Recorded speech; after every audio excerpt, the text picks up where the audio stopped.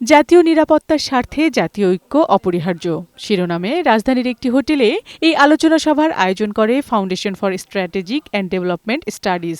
এতে অংশ নেয় বিভিন্ন রাজনৈতিক দল এবং সুশীল সমাজের প্রতিনিধিরা। আলোচনায় বক্তারা বলেন, গণতান্ত্রিক ব্যবস্থা সুপ্রতিষ্ঠা করা না গেলে দেশের নিরাপত্তা ব্যবস্থা দুর্বল হয়ে পড়বে।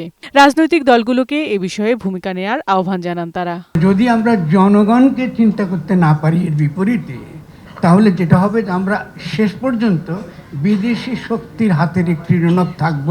স্থায়ী বন্ধু স্থায়ী শত্রু বলে কোনো কিছু আগেও ছিল না, এখনো পর্যন্ত নেই। আমরা আদর করে রাজনৈতিক কারণে কাউকে স্থায়ী বন্ধু বানাতে চাই, যেগুলো পরবর্তীকালে পুরোপুরি বুমেরাং হয়ে যেগুলো দেখা দিয়েছে। আপনারা যদি শুধু ভাবেন যে একটা নির্বাচন, একটা ইলেক্টেড গভর্নমেন্ট আসলে অনেক কিছু সহজ হয়ে যাবে, আমার মনে হয় যে সেটা সহজ হবে না।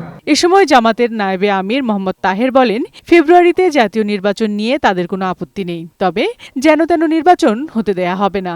লোকাল গভর্নমেন্ট ইলেকশন, জাতীয় ইলেকশন আগে যাচ্ছে, এটা আমাদের দলীয় এজেন্ডা, অন্যদের অন্য এজেন্ডা আছে।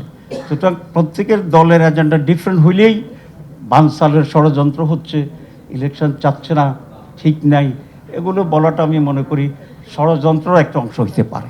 আলোচনায় বিএনপির সিনিয়র নেতারা বলেন, দেশে গণতান্ত্রিক পরিবেশ সৃষ্টি হলেই সব সংকট সমাধান হবে। প্রথমে একটি গণতান্ত্রিক দেশ গড়তে হবে, জনগণের মালিকানা নিশ্চিত করতে হবে।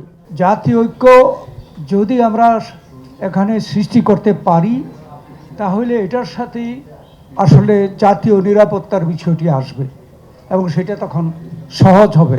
এ সময় মির্জা ফখরুল ইসলাম আলমগীর বলেন, তর্ক বিতর্কের মধ্য দিয়েই দেশে গণতন্ত্র প্রতিষ্ঠিত হবে।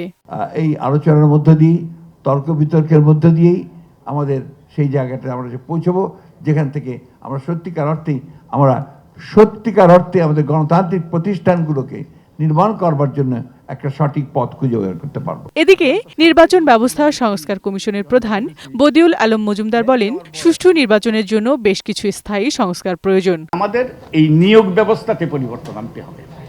এই নিয়োগ ব্যবস্থাতে যদি পরিবর্তন না আনতে পারি, তাহলে আবারও কিন্তু পণ্ডশ্রম হবে।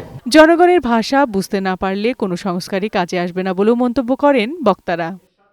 বিউটি সমাদ্দার, বৈশাখী সংবাদ, ঢাকা।